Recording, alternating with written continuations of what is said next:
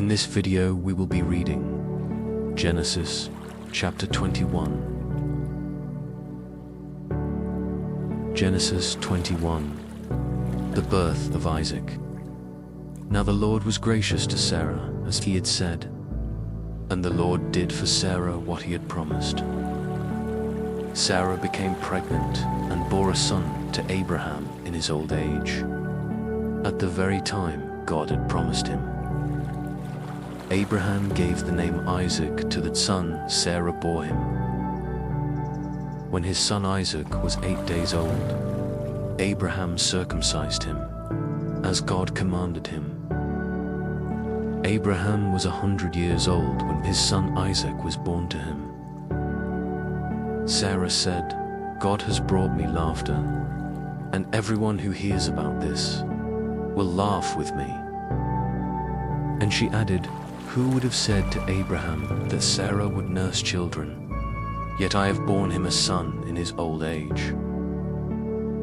Hagar and Ishmael sent away. The child grew and was weaned, and on the day Isaac was weaned, Abraham held a great feast. But Sarah saw that the son whom Hagar the Egyptian had borne to Abraham was mocking. And she said to Abraham, "Get rid of that slave woman and her son, for that woman's son will never share in the inheritance with my son Isaac." The matter distressed Abraham greatly, because it concerned his son. But God said to him, "Do not be so distressed about the boy and your slave woman.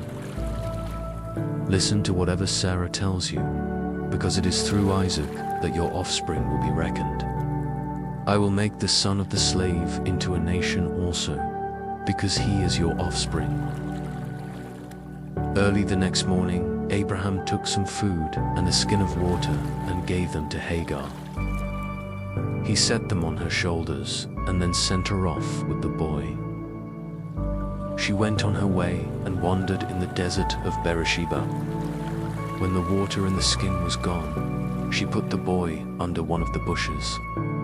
Then she went off and sat down about a bow shot away, for she thought, "I cannot watch the boy die." And as she sat there, she began to sob. God heard the boy crying, and the angel of God called to Hagar from heaven and said to her, "What is the matter, Hagar? Do not be afraid. God has heard the boy crying as he lies there. Lift the boy up and take him by the hand, for I will make him into a great nation." Then God opened her eyes, and she saw a well of water. So she went and filled the skin with water and gave the boy a drink. God was with the boy as he grew up. He lived in the desert and became an archer. While he was living in the desert of Paran, his mother got a wife for him from Egypt. The treaty at Beersheba. At that time, Abimelek and Phicol, the commander of his forces, said to Abraham, "God is with you in everything you do. Now swear to me here before God that you will not deal falsely with me or my children or my descendants.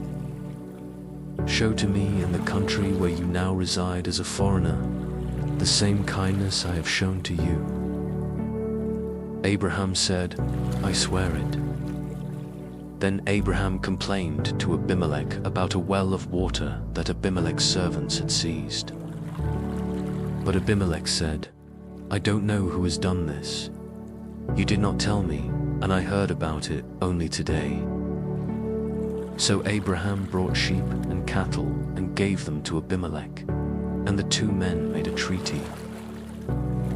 Abraham set apart 7 away lambs from the flock, and Abimelek asked Abraham, "What is the meaning of these 7 away lambs you have set apart by themselves?"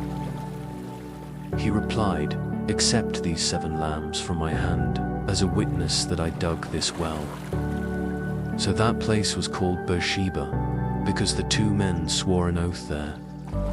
After the treaty had been made at Beersheba, Abimelek and Phicol, the commander of his forces, returned to the land of the Philistines.